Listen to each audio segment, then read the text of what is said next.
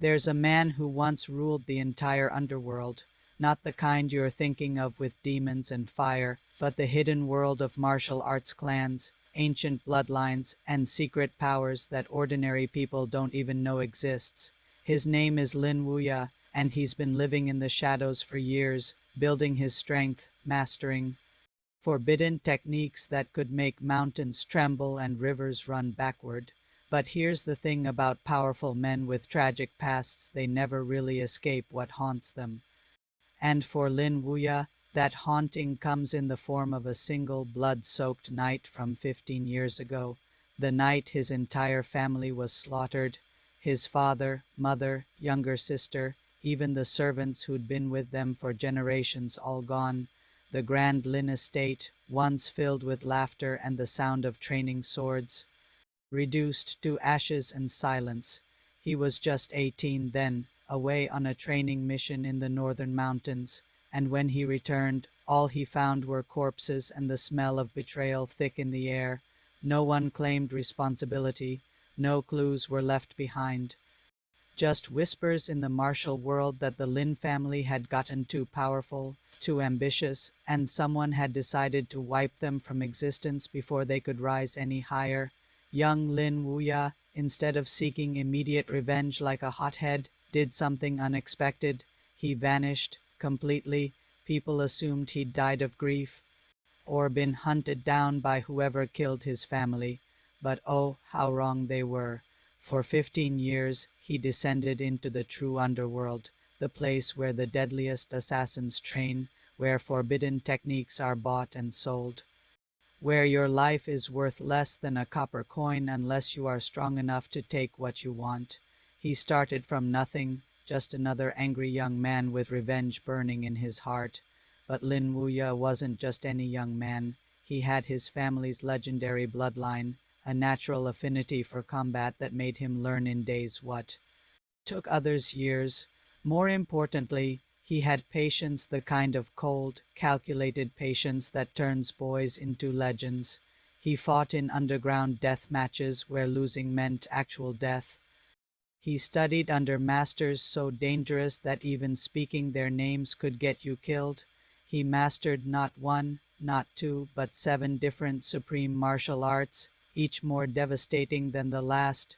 The shadow step technique that lets him move like smoke, the iron demon body that makes his skin harder than tempered steel, the soul severing sword art that can cut through a person's very life force, and for others so terrifying that he keeps them hidden, waiting for the perfect moment to unveil them. Along the way, something interesting happened. He saved 7 women. Not because he was trying to build some kind of harem, no, nothing like that. Each rescue was pure coincidence, or maybe fate playing its hand. The first was a poisoned princess from a fallen kingdom, dying in a gutter, assassinated by her own uncle. He gave her the antidote he'd been saving for himself and taught her the art of poison, so deadly that she became known as the Jade Serpent Queen. The second was a young merchant's daughter about to be sold into slavery, whose genius for business strategy he recognized immediately. Under his protection, she built an information network that spans 3 continents, the Silver Spider Queen, they call her now. The third was a disgraced general's daughter, blamed for her father's supposed treason. He trained her in warfare until she could command armies with just a gesture, the Crimson War Queen, feared by nations. The fourth was a healer who'd lost her hands to bandits. He found her a forbidden technique that let her heal without touching, using pure energy, the Celestial Medicine Queen, who can cure any poison and mend any wound. The fifth was a woman from the Beast Tamer clans, exiled for her radical ideas about treating magical beasts as equals. Together, they found ancient beast contracts, and now she commands creatures that shouldn't even exist anymore. The Phantom Beast Queen, whose mere whistle can summon tigers made of lightning. The sixth was a scholar, trapped in a burning library, trying to save forbidden texts that her clan wanted destroyed. He helped her escape with the books, and she decoded secrets that gave them power over ancient formations and seals. The mystic array queen, who can't wrap even grandmasters in pocket dimensions. The seventh was the strangest of all, a wandering musician who played a flute so beautifully that it made grown assassins weep. But her music wasn't just art. It was a weapon, a technique so rare that only one person is born with the ability every 1,000 years. The melody death queen, whose songs can kill or heal, drive men mad or bring them peace.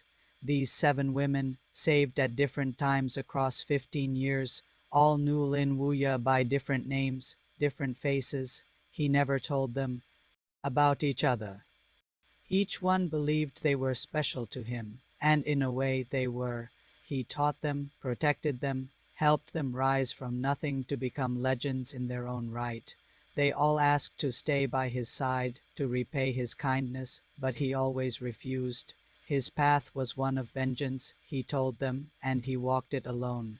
But now, after 15 years, he's coming back, back to the Central Plains where his family died, back to the glittering world of martial arts sects and noble clans who have grown comfortable in his absence. He's coming back because finally, after all these years of investigating, he's found a thread, a tiny clue that connects to another, then another, forming a web that leads to people he once trusted, people who attended his father's funeral with tears in their eyes while hiding daggers behind their backs. The moment he steps foot back in the capital city, things start happening. An assassination attempt in broad daylight, 40 masked killers with weapons dipped in soul-destroying poison. They thought they were hunting a ghost from the past. Instead, they found death. Lin Wuya doesn't even draw a weapon. His bare hands move like flowing water, and bodies drop like autumn leaves. In 30 seconds, it's over. Witnesses can barely believe what they saw. Some old-timers recognize the Lin family's legendary martial arts style and start spreading rumors. The young master lives. The Lin family's ghost has returned. This attracts attention, the kind he wants and the kind he doesn't. The forces behind his family's destruction start moving in the shadows, trying to kill him before he can uncover the truth. But they've made a critical mistake. They assume he's alone. One by one, his 7 queens arrive.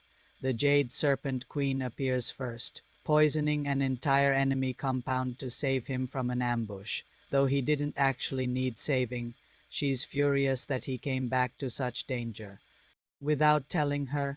Then the Silver Spider Queen shows up, her information network having tracked him the moment he entered the city. She's already compiled files on everyone who might have been involved in the massacre.